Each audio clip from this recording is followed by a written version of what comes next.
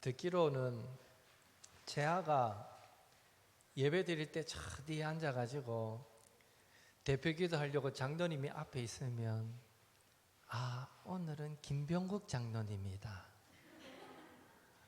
이런다 하더라고요. 그러니까 저기는 기도하기 위해서 장로님이 앉는 자리, 이런 생각이 있거든요. 아까 금방 앉았죠? 안 앉았나요? 의자에? 앉지는 않았어요. 나는 그래서 선한 욕심이 있구나, 적어도 장로 이상의 꿈을 꾸고 있구나, 이 생각이 살짝 드는데 그 앞에까지 갔다가 주저했구나. 하여튼 참 귀엽습니다. 함께 나와서 예배드리고 자, 이 데살로니가 후서는 거짓 교사들이 교회 안에 침투하여서 예수님의 심판의 날이 이미 이르렀다라는 잘못된 가르침으로 성도들을 미혹하게 됩니다.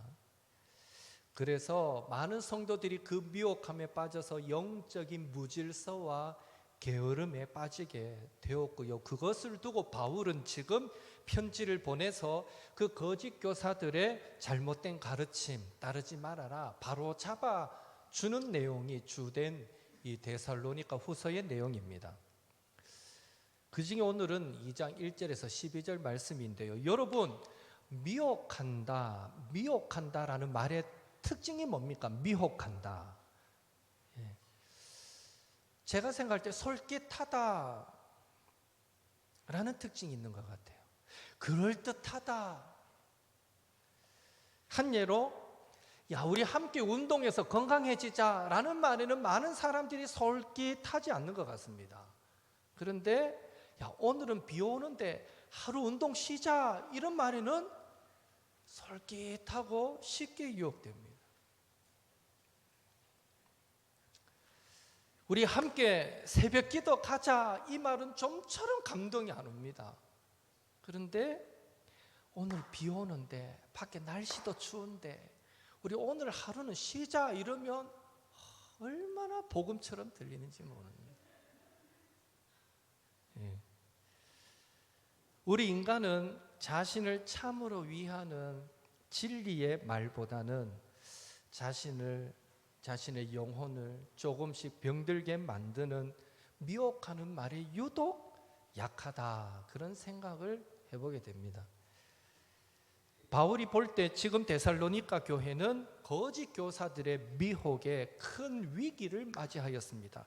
실제로 거짓 교사들의 잘못된 가르침에 미혹당하는 자들도 있었습니다. 그래서 바울은 말합니다. 3절에 누가 어떻게 하여도 너희가 미혹되지 말라. 누가 어떻게 하여도 너희가 미혹되지 말라. 사실 성도를 거짓으로 미혹하는 자들은 당시에 데살로니가 교회에만 있었던 것은 아닙니다. 요한 2서 1장 7절 함께 읽겠습니다. 미혹하는 자가 세상에 많이 나왔나니 이는 예수 그리스도께서 육체로 오심을 부인하는 자라. 이런 자가 미혹하는 자요 즉 그리스도니. 미혹하는 자가 세상에 많이 나왔다라고 말합니다. 요한 사도는 이미 초대교회 당시에 그리스도인들을 거짓된 가르침으로 미혹하는 자가 세상에 많이 나왔다라고 말합니다. 사실 초대교회 당시에 미혹하는 자가 많이 나타난 것은 이것은 예수님이 예고한 바입니다. 예고한 대로 이루어졌던 일입니다. 마태복음 24장 4절 5절 같이 읽습니다.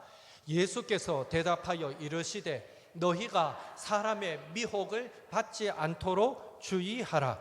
많은 사람이 내 이름으로 와서 이르되 나는 그리스도라 하여 많은 사람을 미혹하리라. 생각해보면 미혹하는 자들은 태초부터 있었습니다. 하와를 미혹했던 뱀이 그 예일 것입니다. 아담과 하와가 만들어지고 며칠이나 지났을까요? 며칠 만에 미혹당했을까요? 나 사실 궁금해. 천국 가면 물어보려고요. 하와한테 만들어지고 며칠 만에 선악과 따먹었냐고. 성경을 우리가 봐서는 천지 창조 이후에 에덴 동산을 생육하고 번성하고 다스리라 했는데 아직 애도 하나 못 놓고 사과 따먹은 거 보면 그래 길지 않은 것 같아요. 천국 에덴 동산에 며칠 못 살아보고 그거 따먹고 쫓겨나는 거 아닌가 몰라. 하여튼 그때부터 뱀은 미혹했습니다. 태초부터 미혹하는 자들은 늘 있었습니다. 그런 의미에서 인류의 역사는 인간을 향한 하나님의 끊임없는 사랑과 하나님과 사람 사이의 그 화목을 깨뜨리기 위한 사탄의 끊임없는 미혹의 역사다. 하나님의 사랑도 끊임없이 흐르지만 사탄의 미혹의 역사도 끊임없이 흐르고 있다라고 말할 수 있습니다. 예수님은 이런 미혹하는 자들이 재림하실 날이 가까울수록 마지막 때일수록 더욱 많이 나타날 것을 말씀하셨던 것이죠. 그렇다면 미혹하는 자들은 누구입니까? 그들의 정체는 무엇입니까? 요한 1서 4장 6절 같이 읽습니다. 우리는 하나님께 속하였으니 하나님을 아는 자는 우리의 말을 듣고 하나님께 속하지 아니한 자는 우리의 말을 듣지 아니하나니 진리의 영과 미혹의 영을 이로써 아느니라. 디모데전서 4장 1절 같이 읽습니다. 그러나 성령이 밝히 말하시기를 후일에 어떤 사람들이 믿음에서 떠나 미혹하는 영과 귀신의 가르침을 따르리라 하셨으니, 이 말씀들에 의하면 미혹하는 자들은 바로 미혹하는 영에 사로잡혀서 진리를 떠나버린 자들입니다. 성경에 보면 예수님의 수제였던 베드로도 미혹의 영에 사로잡혔던 적이 있습니다. 마태복음 16장에 베드로가 예수님을 향해 어떤 고백을 합니까? 주는 그리스도시요 살아계신 하나님의 아들이십니다. 그 고백을 하고 바요나 시몬아 하고 네가 너로 이 고백을 하게 하신 분은 하나님이시다, 성령님이시다. 그렇게 칭찬하기가 무섭게 그 이후에 예수님은 또 자기가 죽으셨다가 부활하실 것을 말씀하시자 베드로가 뭐라 그럽니까? 이런 일이 절대로 예수님께 일어나지 않도록 해야 됩니다. 그렇게 말했을 때에 예수님은 사탄아 내 뒤로 물러가라, 너는 나를 넘어지게 하는 자로다 책망받았던 것 우리는 기억할 것입니다. 베드로조차도 미혹의 영에 사로잡힌 적이 있다라는 것이죠. 이렇듯 사람은 진리의 영을 잘 따르다가도 때로는 미혹의 영을 따를 수가 있습니다. 그만큼 우리는 미혹받으며 살아간다라는 것입니다. 미혹의 영을 따르게 되면 자신이 미혹을 당하는 것은 물론이거니와 내 곁에 있는 다른 사람들까지 미혹되게 만든다라는 것이 사실 심각한 문제인 것입니다. 그래서 우리 성도는 어떤 일이 있어도 미혹의 영을 따라서는 안 되고 영적으로 깨어 있어야 하며 영적인 긴장감을 놓치지 말아야 하는 것입니다. 미혹하는 자들이 그러면 데살로니가 이 교회 성도들 무엇으로 미혹했습니까? 첫째로 주의 심판의 날이 이미 왔다라고 미혹했습니다. 1절 2절 한 번 더 같이 읽습니다. 형제들아 우리가 너희에게 구하는 것은 우리 주 예수 그리스도의 강림하심과 우리가 그 앞에 모임에 관하여 영으로나 또는 말로나 또는 우리에게서 받았다 하는 편지로나 주의 날이 이르렀다고 해서 쉽게 마음이 흔들리거나 두려워하거나 하지 말아야 한다는 것이라. 예나 지금이나 미혹하는 자들이 주로 사용하는 주제는 종말의 때, 종말의 시간입니다. 즉 예수님의 재림의 날입니다. 종말이, 예수님의 재림이 이미 임했다, 곧 지금 며칠 뒤에 임한다 라고 말하면 그건 모두 잘못된 주장이 되는 것입니다. 예수님의 재림의 때는 우리가 알 수 있습니까? 모릅니다. 마태복음 24장 36절에 그날과 그때는 아무도 모르나니 천사도 모르고 아들도 모르고 오직 아버지만 아시느니라. 예수님도 몰라요. 재림의 때는 오직 하나님 아버지만 아시느니라. 누가복음 17장 22절에서 24절 같이 읽습니다. 이르시되 때가 이르리니 너희가 인자의 날 하루를 보고자 하되 보지 못하리라. 사람이 너희에게 말하되 보라 저기 있다 보라 여기 있다 하리라. 그러나 너희는 가지도 말고 따르지도 말라. 번개가 하늘 아래 이쪽에서 번쩍이어 하늘 아래 저쪽까지 비침같이 인자도 자기 날에 그러하리라. 예수님께서 심판주로 재림하여 오실 날은 오직 하나님 아버지만 아시는 줄로 믿습니다. 갑자기 도둑이 드는 것처럼 번쩍 번개가 동에서 서에서 번쩍하여 지나치듯 그렇게 임하게 되는 것입니다.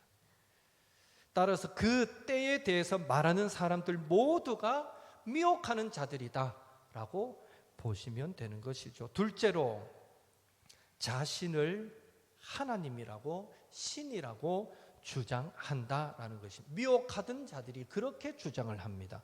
3절 4절 같이 읽겠습니다. 누가 어떻게 하여도 너희가 미혹되지 말라. 먼저 배교하는 일이 있고 저 불법의 사람 곧 멸망의 아들이 나타나기 전에는 그날이 이르지 아니하리니 그는 대적하는 자라.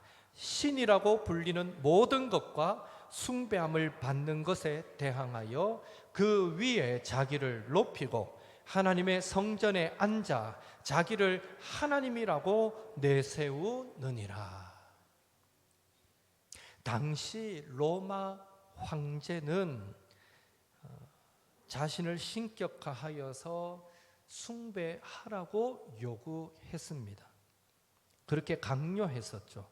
그리고 당시에 로마 황제뿐 아니라 자신을 재림의 주라고 자칭하던 자들이 수많은 이단들이 있었습니다. 예나 지금이나 자신을 재림주라고 자신을 하나님이라고 신이라고 주장하는 자들이 있었다는 것이죠. 우리 한국의 모든 이단들도 예외가 아닙니다. 그 교주들, 이단 교주들, 그들을 향해 하나님, 재림 예수님, 성령님이라고 부르는 것이 단적인 예일 것입니다. 신천지는 이만희를 향해 성령님이라고 부르기도 하고요. 또 구원자 예수님이라고 부르기도 합니다. 그 외에 많은 이단들이 통일교 마찬가지고 또 하나님의 교회 어머니 하나님까지 만들어서 내가 하나님이다 하고 내세우는 많은 이단들이 있습니다. 안타까운 것은 거기에 속아서 정말 그들을 하나님으로 섬기는 사람들이 많이 있다라는 것입니다. 여러분은 우리 옥터교회가 개척한 이후로 지금까지 원로 목사님 때부터 해서 말씀의 교육, 신앙의 교육 잘 받았기 때문에 제가 앞에서 아무리 내가 재림 예수라고 떠들어도 여러분은 믿지 않을 겁니다. 그러니까 신앙 교육 잘 받았다는 거예요. 그런데 어떻게 사람이 재림 예수라 그러고 하나님이라 그러고 성령님이라 그러는데 그걸 아멘하고 앉았고 그 사람의 이름을 따서 찬송가를 지어 부르고 있고 이게 어찌 가능한 일이냐라는 거죠. 근데 미혹의 영에 사로잡히면 그래 됩니다. 오늘 우리 주변에 영적으로 우리를 미혹하려는 자들, 또 미혹하려는 환경, 차고 넘친다라는 사실을 기억하시고, 그래서 저와 여러분이 거짓에 미혹당하지 않도록, 그리고 미혹당하는 자들을 진리 가운데로 우리가 인도하도록 날마다 하나님의 말씀으로 기도로 무장하여 영적으로 깨어있는 성령 충만한 성도들이 되시기를 예수님의 이름으로 축원합니다. 그렇다면 미혹하는 자들은 이 데살로니가 교회 성도들을 어떤 방법으로 미혹했습니까? 2절에 보니까 영으로나 말로나 또는 우리에게 받았다는 편지로나 라는 말씀이 나오는데요, 이 말씀을 참고할 때 첫째로 그들은 영으로 미혹했습니다. 영으로 미혹했습니다. 영으로 미혹했다라는 것은요, 마치 구약의 선지자들처럼 하나님으로부터 내가 직통 계시를 받았다라는 듯이 주장하면서 거짓된 가르침을 전했다라는 의미가 될 것입니다. 오늘날에도 꿈으로, 환상으로, 특별한 음성으로 하나님의 계시를 직접 받았다라고 주장하는 사람들이 너무 많습니다. 물론 성령의 어떤 특별한 감동이 있어서 그 개인에게 주시는 하나님의 특별한 메시지가 있을 수는 있습니다. 하지만 그런 모든 음성조차도, 그런 현상도 하나님의 말씀에 근거해야 하고 하나님의 말씀의 검증을 받아야만 합니다. 그런데 흔히 받았다 하는 그런 모든 계시들의 대부분은 하나님의 말씀과 무관하고 하나님의 뜻과 충돌될 때가 너무나 많다라는 것입니다.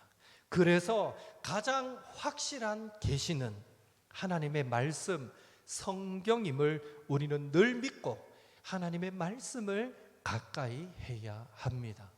여러분, 하나님의 음성을 듣고 싶습니까? 나에게 주시는 직통 계시를 받고 싶습니까?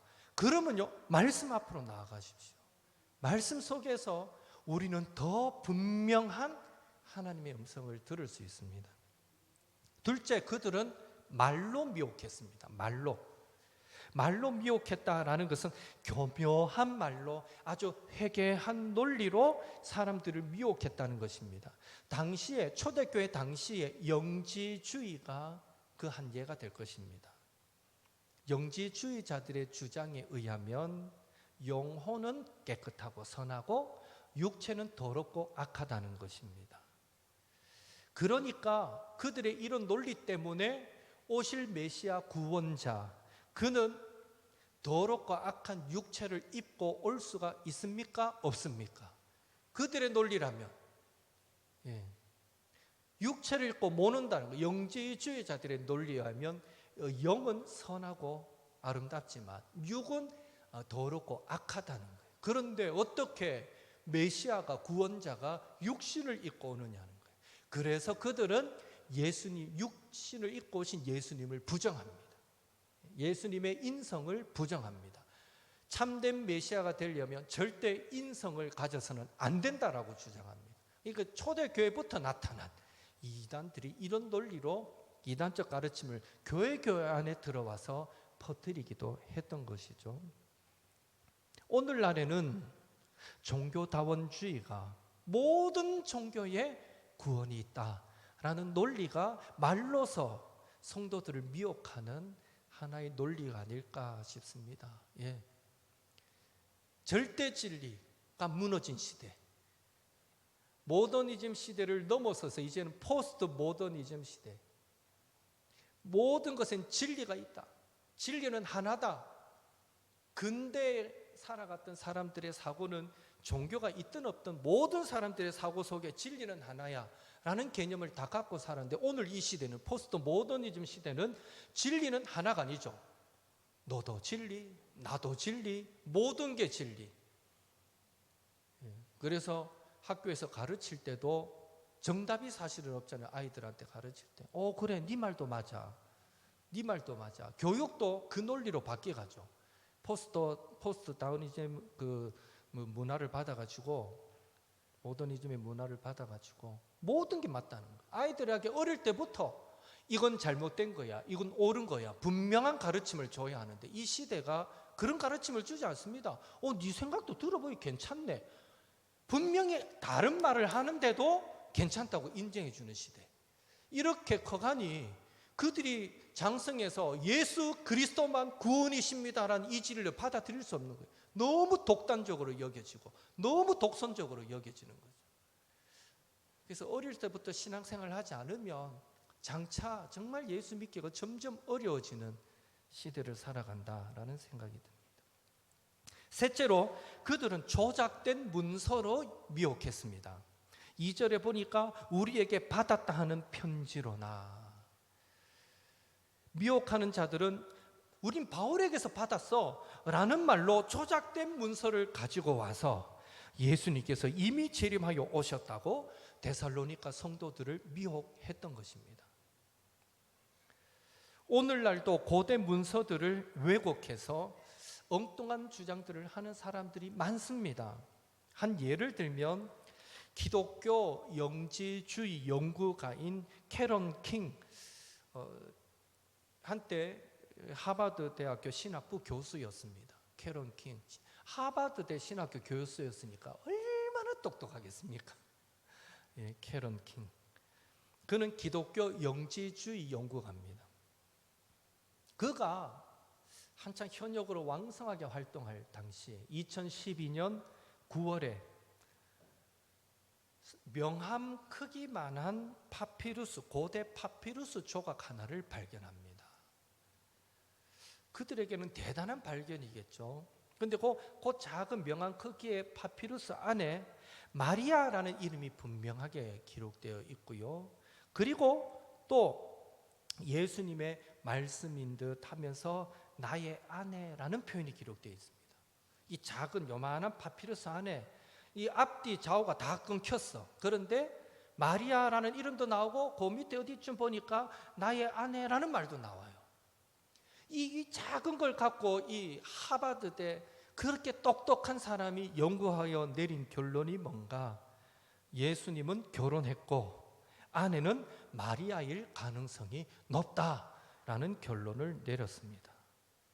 그만큼 배우고 그 정도 결론밖에 못 내는지 나는 이해가 안 되는데. 안타까운 것은 이런 정체불명의 문서로 잘못된 주장들을 하는 사람들이 너무 많고요. 그에 미혹되는 사람들도 너무 많다라는 것입니다. 결국 2016년 6월에 이 캐런 킹은 그 조각은 위조되었던 것입니다 라고 수정해서 발표하기도 했습니다. 그나마 수정 발표해서 다행이네요.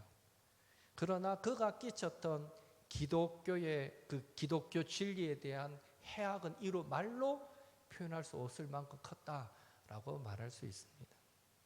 사랑하는 성도 여러분, 오늘날에도요 미혹의 영은 활개를 치고 있습니다. 우리는 자칫 미혹되기 쉬운 그런 시대를 살아가고 있습니다. 인터넷 검색해 보십시오. 말도 안 되는 논리들이, 주장들이 얼마나 많은지 모릅니다. 예. 여러분이 성경 읽지 않고 인터넷 기사로 기독교에 대한 어떤 검색을 하고 읽기 시작하면요, 한 달이 못 가서 여러분은 전부 다 이단에 빠지고 말 거고 잘못된 생각으로 신앙을 다 잃어버리고 말 겁니다.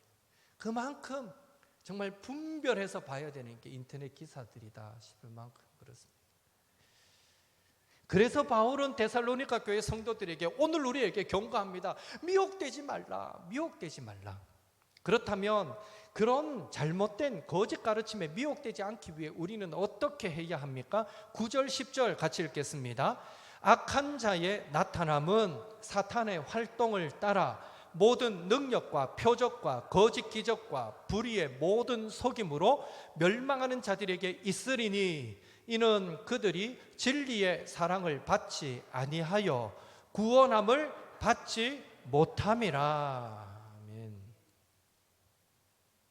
때로는요, 능력과 표적과 기적을 동반하는 거짓과 속임수가 나타날 수 있다는 겁니다. 거짓이라고 능력 없는 게 아니에요. 오늘 읽었던 본문에도 악한 자의 나타남은 사탄의 활동을 따라 모든 능력과 표적과 거짓 기적과 불의의 모든 속임으로, 예. 그러니까 우리를 미혹하는 악한 영의 세력에게도 능력이 있다는 거예요. 여러분, 능력 나타나면 다 맞은 겁니까? 옳은 겁니까? 절대 그렇게 생각하면 안 됩니다. 때로는 능력과 표적과 기적을 동반하는 거짓과 속임에 우리가 미혹되지 않기 위해서는 우리는 진리의 사랑을 받아야만 하는 것입니다. 10절에 그들이 진리의 사랑을 받지 아니하여 구원함을 받지 못했다. 진리의 사랑을 받아야 합니다. 요한복음 14장 6절에 내가 곧 길이요 진리요 생명이니 라는 말씀과 또 에베소서 4장 21절에 진리가 예수 안에 있는 것 같이 라는 말씀을 참조할 때 여기 진리는 예수 그리스도 혹은 예수님의 성육신, 동정녀 탄생, 죽으심과 부활, 승천과 재림과 같은 이런 예수님과 관련된 복음을 의미하고요. 진리의 사랑할 때 이 사랑은 복음의 핵심 내용인 죄인들을 위한 예수님의 십자가 사랑을 의미합니다. 결국 진리의 사랑을 받아야 한다라는 이 말은 참 진리이신 예수님의 십자가 구속의 은혜와 사랑 안에 거해야 한다라는 의미가 되는 것입니다. 그럴 때 우리는 구원함을 얻고 그럴 때 우리는 거짓 미혹에 미혹당하지 않는 것입니다. 진리이신 예수님 안에 거할 때 그분의 십자가 구속의 은혜와 사랑 안에 거할 때 우리는 어떤 것들이 우리를 미혹하고 유혹해와도 넘어지지 않고 견고하게 신앙생활을 할 수 있다는 것이죠. 잠언 4장 6절 함께 읽겠습니다. 지혜를 버리지 말라. 그가 너를 보호하리라. 그를 사랑하라. 그가 너를 지키리라. 아멘. 참된 지혜, 진리의 말씀 되신 예수님을 우리 마음속 깊이 간직하고 그를 사랑하면 지혜와 진리가 되시는 예수님께서 우리를 거짓으로부터 지켜 보호하여 주실 줄로 믿습니다.